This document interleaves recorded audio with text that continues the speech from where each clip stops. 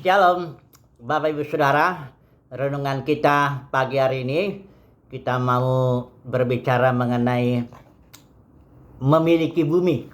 Karena banyak orang sudah menjadi fokusnya sorga, tapi kita justru mau mewarisi bumi ini ya, karena itulah janji Tuhan.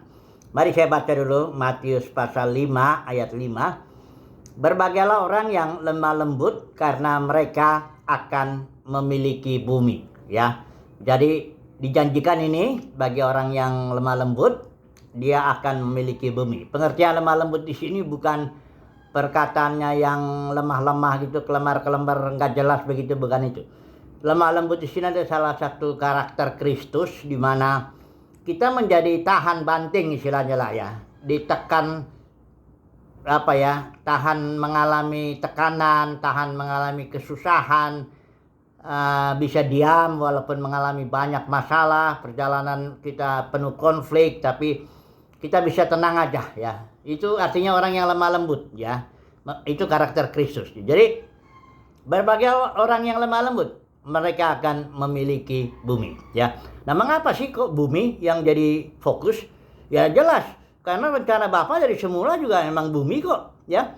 Di situ Bapak bilang dalam Kejadian 1 ayat 26-28 itu, baiklah kita menjadikan manusia serupa segambaran kita ya, agar mereka berkuasa menaklukkan segala sesuatu di bumi ya. Tidak pernah Bapak di sorga fokusnya sorga itu di bumi.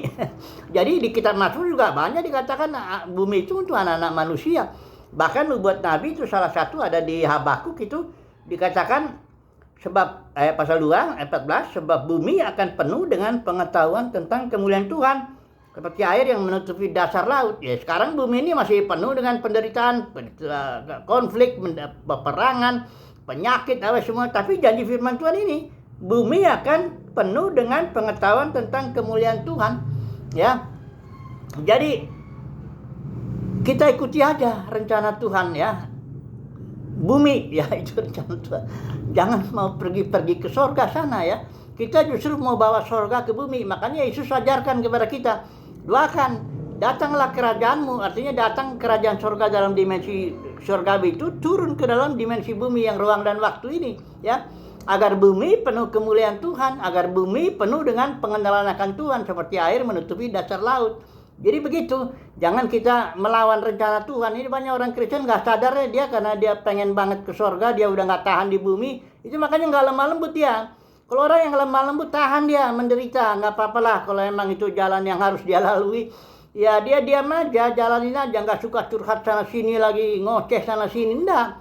Diam aja, dia simpan itu dalam hati, dia bawa itu ke hadapan Tuhan. Mazmur juga katakan, curahkanlah isi hatimu kepada Tuhan, jangan yang lain-lain.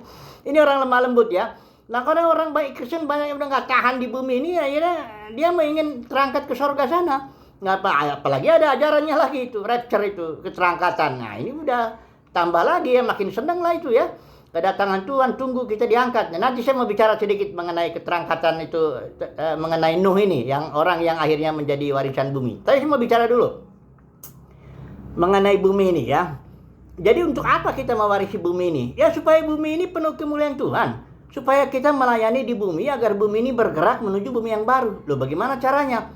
Nah, itulah dia pada kedatangan Tuhan, kita akan dipermuliakan ya. Kalau kita mendapat kasih karunia dipilih Tuhan, kita akan dipermuliakan, kita mendapat tubuh yang baru ya, tubuh kemuliaan seperti Kristus. Maka kita akan memerintah di bumi.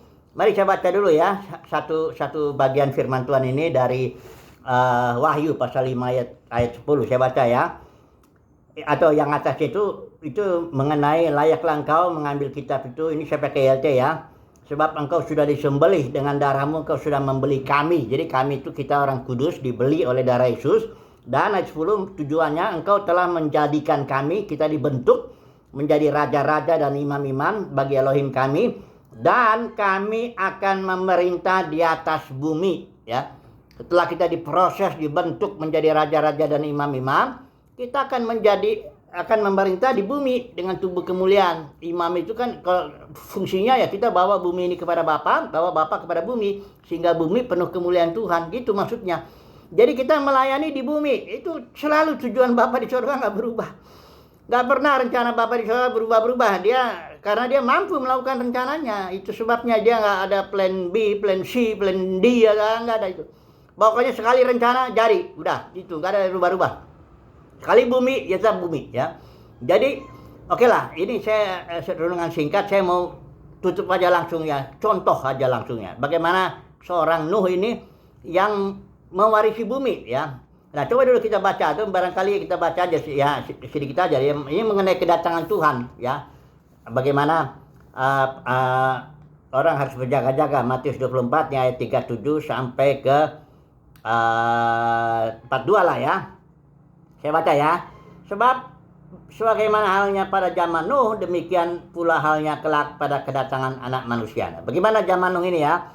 Dikatakan di sini kalau zaman Nuh itu orang kawin, makan, minum apa semua ngerjain pekerjaan-pekerjaan inilah ya. Sibuklah dengan dunia ini, tapi tidak mengerjakan Batra. Kalau Nuh itu dia justru membangun Batra sesuai pimpinan Tuhan ya.